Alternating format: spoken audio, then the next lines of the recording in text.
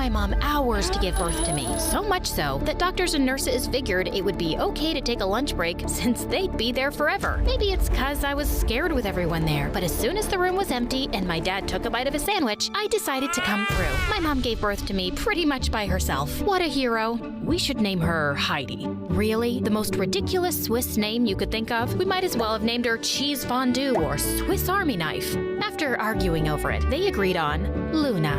Luna means moon in Italian. It's no wonder that I grew up to be a dreamer. When my parents split, I was a little upset. Pack your suitcase. We're leaving. In order to keep me from destroying our house, Mom decided to take me on a trip and explore the world. Life was amazing. Why don't we travel the world for the rest of our lives? Mom was skeptical. I just graduated high school. It's the perfect time to take a break. And how will we afford that if I don't work?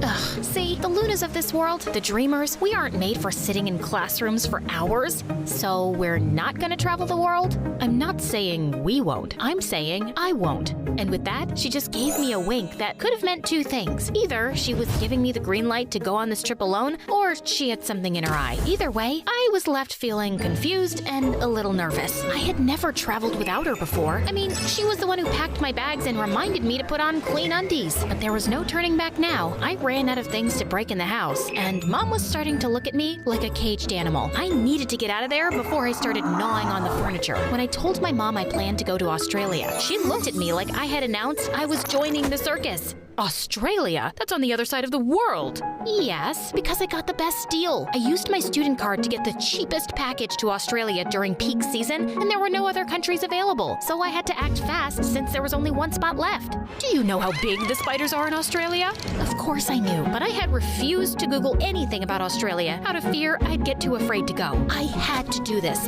It was now or never. Obviously, she wasn't thrilled, but I went to grab my suitcase from the attic, feeling excited for my trip until I saw a spider. It wasn't a horror movie spider, just a tiny one that I could easily crush with a tissue, but my phobia of spiders caused me to panic, and that tiny one looked like a giant 8-legged beast. I wanted to scream and run, but my legs were frozen in place. I swear, I could hear the Jaws theme playing in my head as I slowly reached for the door, trying not to alert the spider that I was there. I managed to shut the door without letting out a scream, but as soon as I was back downstairs, all hell broke loose. I started hyperventilating, my arms flailing around like some sort of demented windmill. The next day, Mom dropped me at the airport. I'm gonna miss you. You can still change your mind and come with me. You know I can't. The trip to Sydney took forever, like at least 40 hours. I was daydreaming about my future. What if I fell in love with a handsome, sun-tanned Australian? What if the universe had this planned for me all along? As I made my way toward the airport,